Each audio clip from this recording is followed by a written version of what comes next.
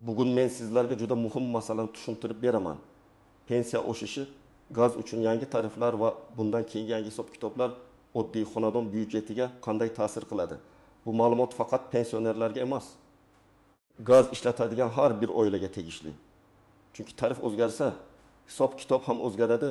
Hisob-kitob o'zgarsa, oy oxirida qo'lingizda qoladigan pul ham o'zgaradi. Shuning uchun videoni oxirigacha ko'ring. Hozir kanalga obuna bo'ling, like bosib qo'ying. Chunki men bu mavzuni oddiy tilda, misollar bilan, qaysi holatda xavotir olish kerak, qaysi holatda vahima qilish shart emasligini birma-bir tushuntiraman. Men avvalo masalaning ildizini tushuntirib olay. Odamlarni bugun ikki narsa bir vaqtda o'ylantiryapti. Birinchisi, pensiya oshdimi? Oshgan bo'lsa qancha oshdi? Bu oshgan pul real hayotda yetadimi? Ikkinchisi, gaz uchun yangi tariflar joriy qilinsa yoki hisoblash tartibi o'zgarsa, bu oshgan pensiyani yeb qo'ymaydimi? Oddiy qilib aytganda, pensioner qo'liga oldingidan ko'proq pul olsa ham kommunal to'lovlar, oziq-ovqat va dori-darmon narxi oshib borsa, odamda savol tug'iladi. Men yutdimmi yoki faqat raqamlar o'zgardimi?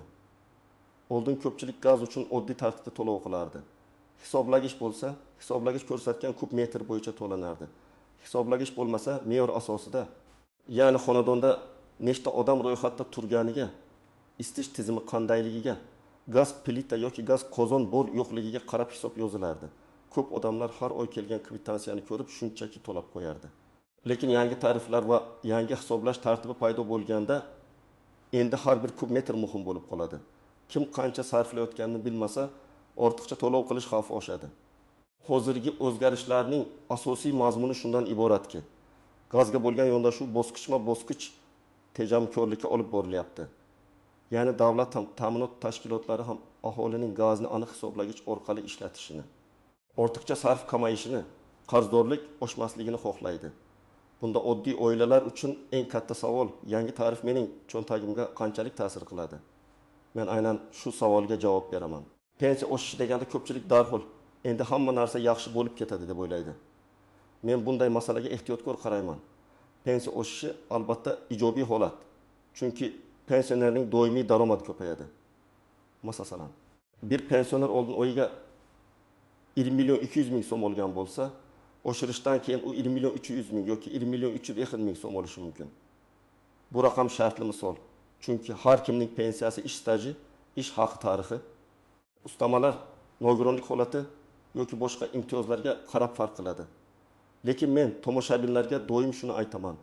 Pensiya oshganini faqat qo'lga tushgan pulga qarab emas, oylik xarajatlar bilan solishtirib baholash kerak.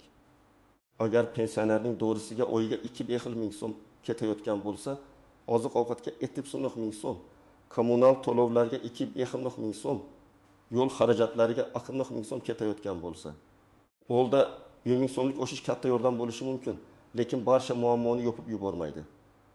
Ayniqsa qish oylarida gaz, elektr, suv va issiqlik xarajatlari ko'payganda. Pensiya oshgani bilan odam baribir hisob-kitobni juda diqqat bilan yuritish kerak. Gaz tariflari masalasida ham xuddi shunday. Tarifning o'zi bir tomondan, sarf miqdori ikkinchi tomondan muhim. Ba'zi odamlar tarif oshdi, demak hamma 2 barobar ko'p to'laydi deb o'ylaydi. Bu har doim ham to'g'ri emas. Agar xonadonda gaz sarfi kam bo'lsa, hisoblagich to'g'ri ishlasa, qarzdorlik bo'lmasa, odam yangi sharoitga moslashishi osonroq bo'ladi. Ammo isitish uchun gaz qozondan foydalanuvchi katta uyda sarf ko'p bo'lsa, ayniqsa qishda yangi hisob-kitob kuchli seziladi. Oldin ko'pchilik gazni asosan 3 maqsadda ishlatardi: ovqat pishirish, suv isitish va uyni isitish. Gaz plitasi bor xonadonda sarf nisbatan kam bo'ladi. Masalan, bir oyda faqat ovqat pishirish uchun 25-30 kub metr gaz ketishi mumkin. Agar xonadonda gaz kolonkasi bo'lsa, ya'ni suv gaz orqali isitilsa, sarf biroz ortadi. Agar xonadon yoki hovli gaz qozon bilan isitilsa, qish oylarida sarf keskin ko'payadi. Hovli katta bo'lsa, devorlar yaxshi izolyatsiya qilinmagan bo'lsa, derazalar eski bo'lsa, qozon kecha-yu kunduz ishlasa, bir oyda yuzlab kub metr gaz sarflanishi mumkin. Yangi hisob-kitoblarda esa har bir oilaga men eng avvalo shuni maslahat beraman. Siz o'zingizni qaysi toifaga kirishingizni aniqlang. Siz faqat ovqat pishirasizmi? Sizda gaz kolonkasi bormi? Siz uyni gaz bilan isitasizmi? Sizda hisoblagich bormi yoki yo'qmi? Hisoblagich bo'lsa, u oxirgi marta qachon tekshiruvdan o'tgan? Elektron hisoblagichmi yoki mexanikmi? Bu savollarning javobi sizning to'lovingizga bevosita ta'sir qiladi. Agar hisoblash bo'lsa, eng asosiy raqam bu kub metr. Siz oy boshida ko'rsatkichni yozib olasiz, oy oxirida yana yozib olasiz, farqni topasiz. Masalan, oy boshida hisoblagich 20 kub metr ko'rsatgan, oy oxirida 20 kub metr bo'lgan. Demak, siz bir oyda 7000 kub metr gaz ishlatgansiz. Keyin shu 7000 kub metr amaldagi tarif bo'yicha hisoblanadi. Agar tariflar bosqichli bo'lsa, ya'ni ma'lum me'yorgacha bir narx, unda o'sha qismga boshqa narx bo'lsa, unda hisob yanada diqqat talab qiladi. Shuning uchun odamlar menga nega buncha ko'p keldi demaslik uchun ko'rsatkichni o'zlari ham nazorat qilish kerak. Birinchi misol, pensioni opa yolg'iz yashaydi. 2 xonali uyda faqat gaz plitadan foydalanadi. U har kuni ovqat qiladi, choy qaynatadi, lekin uyni markaziy isitish istadi yoki elektr isitki ishlatmaydi. Bunday holatda gaz sarfi odatda juda katta bo'lmaydi. Agar oyga 20 kub metr sarflansa, tarif biroz oshgan taqdirda ham umumiy to'lov pensioner byudjetini butunlay sindirib qo'ymaydi. Bu yerda asosiy xavf tarif emas, balki noto'g'ri hisob yozilishi yoki eski qarzdorlikning to'satdan qo'shilib kelishidir. Shuning uchun bunday opalar har oy kvitantsiyadagi qarzdorlik qatorini alohida tekshirishi kerak. Ikkinchi misol, 3 kishilik oila hovlida yashaydi. Gaz plita bor, gaz kolonkasi bor, qishda gaz qozon ishlaydi. Uy 20 kvadrat metr, derazalar eski, eshiklar havo o'tkazadi. Kuzda gaz sarfi yakosin kub metr bo'lishi mumkin. Lekin dekabr yanvar oylarida 300-500 kub metrgacha chiqib ketishi hech gap emas. Mana shu oilalar yangi tariflarni eng ko'p sezadi. Chunki sarf ko'paygan sari to'lov ham ko'payadi. Agar bosqichli tarif bo'lsa, me'yordan oshgan sarf yanada qimmat hisoblanishi mumkin. Men bunday oilalarga qozonni faqat baland darajada yoqib qo'yish emas, haroratni boshqarish, issiqlik yo'qotilishini kamaytirish, deraza va eshiklarni berkitish, qozonni profilaktika qildirishni tavsiya qilaman. Ba'zan qozon noto'g'ri sozlangani uchun ham gaz ko'p ketadi. Uchinchi misol, bir uyda 2 pensioner yashaydi, lekin ro'yxatda 5 kishi turibdi. Farzandlar boshqa joyda yashaydi, lekin propiskasi ota-onasinikida qolgan. Agar xonadonda hisoblagich bo'lmasa va to'lov me'yor asosida yozilsa, ro'yxatda turgan odamlar son to'lovga ta'sir qilishi mumkin. Shunda 2 kishi yashasam, qog'ozda 5 kishi hisoblanib, ortiqcha to'lov chiqishi ehtimoli bor. Mana shu nozik jihatni ko'pchilik bilmaydi. Agar hisoblagich o'rnatilgan bo'lsa, real sarf bo'yicha to'lanadi. Lekin hisoblagich yo'q bo'lsa, yashovchilar soni, xonadon turi va uskunalar bo'yicha hisoblash muhim bo'lib qoladi. Bunday oilalar mahalla, kadastr, pasport ro'yxati va gaz ta'minoti idorasidagi ma'lumotlar bir-biriga mosligini tekshirish kerak. 4-misol. Bir kishi yangi elektron hisoblagich o'rnatgan, lekin shaxsiy kabinetga kirmaydi, SMS'larni o'qimaydi, to'lov tarixini tekshirmaydi. U hisoblagich borku hammasi avtomatik deb o'ylaydi. Aslida avtomatik tizim bo'lsa ham inson nazorati kerak. Ba'zida aloqa uzilishi, ko'rsatkich vaqtida o'tmasligi, eski qarzdorlikning ko'rinishi, to'lov boshqa shaxsiy hisob raqamiga tushib ketishi kabi holatlar uchraydi. Men bunday vaziyatlarda har oy kamida bir marta shaxsiy hisob raqamni tekshirishni maslahat beraman. Bank ilovasi, to'lov tizimi yoki gaz ta'minot tashkilotining rasmiy kanallari orqali qarzdorlikni ko'rib turish kerak. Menimcha, birinchi navbatda qishda gaz bilan isitiladigan hovlilarda yashovchilar diqqatli bo'lishi kerak. Chunki gaz plita bilan 20 kub metr ishlatish boshqa, isitish uchun 400 kub metr ishlatish boshqa. Ikkinchi toifa, hisoblagichi yo'q yoki hisoblagichi eski bo'lgan xonadonlar. Hisoblagich yo'q joyda ko'pincha odam o'z sarfini aniq bilmaydi. Uchinchisi, qarzdorligi bor oilalar. Chunki yangi tariflar fonida eski qarz ustiga yangi to'lov qo'shilsa, umumiy summa odamni cho'chitishi mumkin. 4-si, pensionerlar va kam daromadli oilalar. Bu yerda har ega 1000 so'm ham ahamiyatli. Shuning uchun ular imtiyoz, subsidiya yoki kompensatsiya bor yo'qligini albatta tekshirishi kerak. Kimlar nisbatan tinchoq bo'lishi mumkin? Agar siz kvartirada yashasangiz, faqat ovqat pishirish uchun gaz ishlatsangiz, hisoblagichingiz bor, qarzingiz yo'q, oyga sarfingiz 15-30 kub metr atrofida bo'lsa, sizning to'lovingiz oshsa ham odatda eng katta zarba sizga tushmaydi. Lekin bu umuman tekshirmang degani emas. Har qanday holatda ham kvitantsiyani ko'rish, hisoblagich ko'rsatkichini yozib borish va to'lov cheklarini saqlash kerak. Endi juda muhim nozik masalalarga o'tamiz. Birinchi nuanja, tarif e'lon qilingan bo'lsa ham, sizning hisobingizda ko'rinadigan summa faqat tarifdan iborat bo'lmasligi mumkin. U yerda eski qarz, penya, qayta hisob-kitob hisoblagich almashtirish bilan bog'liq tafovut oldingi oy ko'rsatkichlari farqi bo'lishi mumkin. Shuning uchun tarif oshdi. Menga shuning uchun ko'p keldi deb darhol xulosa qilmang. Avval kvitansiyada nimalar yozilganini tekshiring. Ikkinchi nuanja hisoblagich ko'rsatkichi noto'g'ri kiritilgan bo'lishi mumkin. Masalan, IMI 2325 o'rniga IMI 2435 kiritilsa, 9 kub metr farq paydo bo'ladi. Bu esa oddiy oila uchun sezilarli pul. Shuning uchun men har doim telefon bilan hisoblagich rasmini olib qo'yishni maslahat beraman. Ayniqsa oy oxiri va oy boshida rasm bo'lsa, bahsli vaziyatda isbot bo'ladi. Rasmda sana ko'rinmasa ham telefon galereyasida olingan vaqt saqlanadi. 3-nuanja, ba'zi odamlar gaz qozoni yoqib qo'yib, derazani ochib yuradi. Bu juda katta xato. Uy juda issiq bo'lsa, qozonni pasaytirish kerak. Deraza orqali issiqlikni chiqarish emas. Chunki siz havoga pul to'layapsiz. Qish oylarida bitta noto'g'ri odat oylik gaz sarfini 20-30% ga oshirib yuborishi mumkin. Agar hovlida yashasangiz, shift deraza va eshikdan chiqayotgan issiqlikni tekshiring. Ba'zan eng arzon rezina ziklagich yoki derazani sozlash ham gaz sarfini kamaytiradi. 4-nuanja. Imtiyozli toifalar masalasini har kim o'zi tekshirishi kerak. Pensioner bo'lishning o'zi har doim avtomatik ravishda barcha kommunal to'lovlarda chegirma beradi deb o'ylash xato. Ba'zi imtiyozlar faqat ma'lum toifadagi shaxslarga, masalan, nogironligi bo'lgan fuqarolarga, urush yoki mehnat faxriylariga, ijtimoiy himoya reyestriga kiritilgan oilalarga, boquvchisini yo'qotganlarga yoki boshqa qonuniy mezonlarga qarab berilishi mumkin. Shuning uchun qo'shnimga bor ekan, menga ham bo'lish kerak degan yondashuv to'g'ri emas. Har bir holat hujjat bilan ko'riladi. 5-nuanja, gaz ta'minoti bo'yicha muammo bo'lsa, faqat og'zaki gap bilan cheklanib qolmang. Telefon qilib aytdim, ustaga aytdim, mahallaga aytdim deyish yetarli bo'lmasligi mumkin. Agar hisob kitob noto'g'ri deb hisoblasangiz, yozma ariza qoldiring. Arizada shaxsiy hisob raqam, manzil, telefon, muammo mazmuni, qaysi oy bo'yicha e'tiroz borligi, hisoblagich ko'rsatkichi va ilova qilingan dalillarni yozing. Arizaning qabul qilingan raqamini oling. Bu keyin masalani kuzatish uchun kerak bo'ladi. Men tomoshabinlarga aniq qadamlarni aytaman. Birinchi qadam, oxirgi 3 oylik gaz to'lovlaringizni tekshiring. Qancha kub metr ishlatgansiz, qancha pul to'lagansiz, qarzdorlik bormi, penya bormi, qayta hisob kitob bormi, shularni yozib chiqing. Oddiy daftar tuting. Daftarning bir ustuniga oy nomi, ikkinchisiga hisoblagich ko'rsatkichi, uchinchisiga sarf, to'rtinchisiga to'langan summa, beshinchisiga qarzdorlik yoziladi. Bu ish 5 daqiqa vaqt oladi, lekin keyin sizni katta chalkashlikdan saqlaydi. Ikkinchi qadam, hisoblagich holatini tekshiring.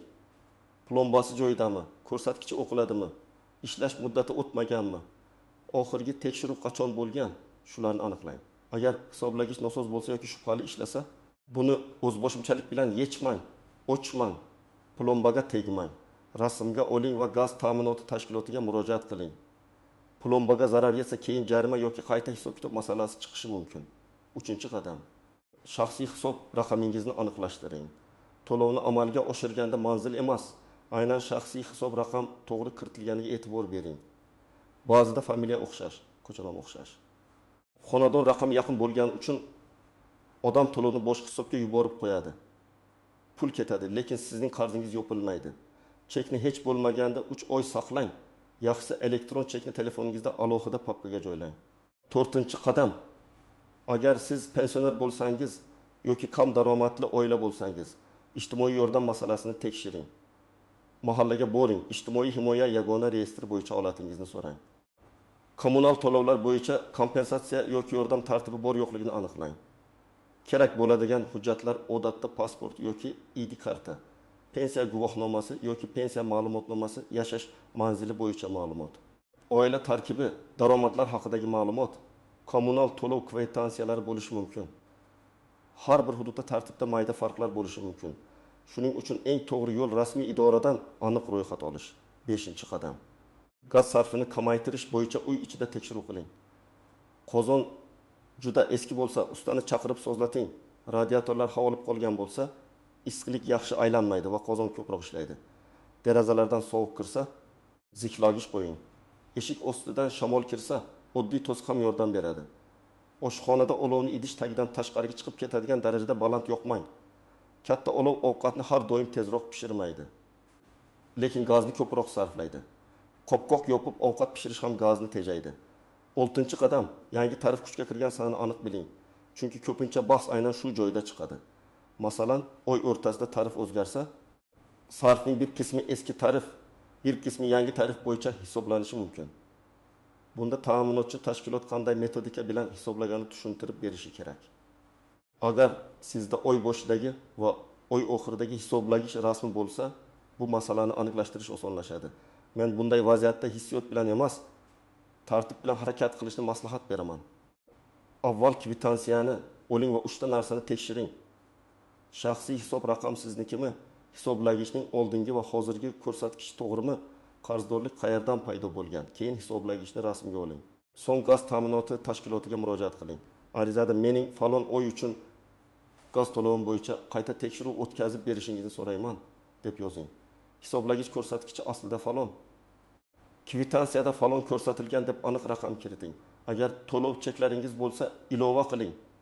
Agar sizga og'zaki javob berishsa, yozma javob bering deb so'rang. Chunki yozma javobda mas'ul tashkilot hisob kitobni qanday qilganini ko'rsatishi kerak. Agar haqiqatan xatolik bo'lsa, qayta hisob kitob qilinadi. Agar xatolik bo'lmasa, siz kamida nima uchun bunday summa chiqqanini tushunasiz.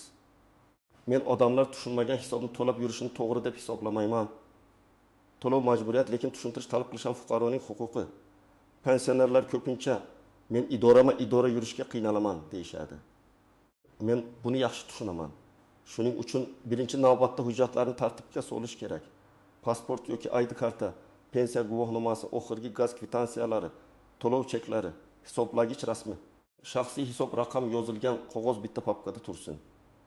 Farzandlaringiz yoki yaqinlaringiz bo'lsa, ulardan har oy bir marta shaxsiy kabinetni tekshirib berishni so'rang. Bu uyat emas, bu moliyaviy xavfsizlik. Agar pensioner yolg'iz yashasa, mahalla faollari, ijtimoiy xodim yoki qo'shnilardan yordam so'rashi mumkin. Lekin hech kimga karta parolini, bank ilovasi kodini, SMS tasdiqlash raqamini bermang. Kommunal to'lovda yordam beraman degan odamga ham moliyaviy parollarni berish xavfli. To'lovni amalga oshirish kerak bo'lsa, sizning oldingizda siz ko'rib turgan holatda qilinsin. Chekini albatta oling. Men amaliyotda ko'p uchraydigan xatolarni aytaman. Birinchi xato, keyin ko'raman deb kvitansiyani yig'ib qo'yish. Qarzdorlik kichik paytda aniqlansa hal qilish oson. Bir necha oy o'tib ketgach, summa kattalashadi va odam ruhiy bosimga tushadi. Ikkinchi xato, hisoblagich ko'rsatkichini umuman yozmaslik. Bu bahsli holatda sizni dalilsiz qoldiradi. Uchinchi xato, plombaga o'zboshimchalik bilan tegish. Bu juda jiddiy oqibatlar olib kelishi mumkin. To'rtinchi xato, imtiyoz bor deb eshitib, lekin hujjat topshirmaslik. Imtiyoz odatda ariza va hujjat bilan rasmiylashtiriladi. Beshinchi xato, gaz sarfini kamaytirish faqat kamroq ovqat qilish deb o'ylash. Aslida eng katta sarf isitishda, qozon sozlamasida va uy issiqligi yo'qotishida bo'ladi. Men bu jarayonga faqat narx oshish sifatida qaramayman. Bu odamlarni moliyaviy intizomga ham o'rgatadi. Har bir oila endi gazni qancha ishlatayotganini bilishi kerak. Oldin kelganini to'laymiz degan yondashuv ko'p edi. Endi esa nima uchun shuncha keldi deb savol berish kerak. Bu savol janjal uchun emas, tartib uchun beriladi. Agar sarf ko'p bo'lsa, sababini topasiz. Qozonmi, darazami, hisoblagichmi, eski qarzmi, noto'g'ri ko'rsatkichmi, shuni aniqlaysiz. Sabab topilsa, yechim ham topiladi. Men yana bir narsani alohida ta'kidlayman. Rasmiy ma'lumotni faqat rasmiy manbalardan tekshiring. Ijtimoiy tarmoqlarda hamma gaz 2 barobar bo'ldi. Pensionerlarga avtomatik pul beriladi. Qarzni to'lamasangiz ham bo'ladi kabi gaplar tarqalishi mumkin. Bunday gaplarga ishonib qaror qilmang. Tariflar, imtiyozlar, kompensatsiyalar hisoblash tartibi bo'yicha xuddingizdagi gaz ta'minoti tashkiloti, mahalla, ijtimoiy himoya organlari va rasmiy hukumat manbalari orqali aniqlik kiriting. Demak, bugungi mavzuda eng muhim xulosa shuki, pensiya oshishi yaxshi yangilik, lekin gaz uchun yangi tariflar va yangi hisob kitoblar sharoitida har bir xonadon o'z sarfini nazorat qilishi shart. Ayniqsa pensionerlar, hovlida yashovchilar, gaz bilan isitiladigan uylar, hisoblagichi yo'q yoki qarzdorligi bor oilalar juda diqqatli bo'lish kerak. Hisoblagich ko'rsatkichini yozib boring, kvitansiyani tekshiring, to'lov cheklarini saqlang, imtiyoz va yordam imkoniyatlarini rasmiy tartibda aniqlang. Agar hisob noto'g'ri kelsa, vahima qilmang, lekin jim ham o'tirmang. Raqamlarni solishtiring, rasmga oling, yozma ariza bering va qayta hisob kitob talab qiling. Gaz sarfini kamaytirish uchun uyni isitish tizimi, deraza eshiklar. Qozon sozlaması va kundalik odatlaringizni ko'rib chiqing. Bu oddiy ko'rgan ishlar oy oxirida real pulni tejaydi. Sizning hududingizda gaz uchun yangi hisoblar qanday chiqyapti? Pensiya oshgani kommunal to'lovlarni qoplashga yetyaptimi? Yoki baribir qiyinchilik sezilyaptimi? Fikringizni izohlarda yozing. Videoni foydali deb bilgan bo'lsangiz, like bosing, kanalga obuna bo'ling va yaqinlaringizga ham ulashing. Chunki bu ma'lumot har bir o'yinchi uchun muhim.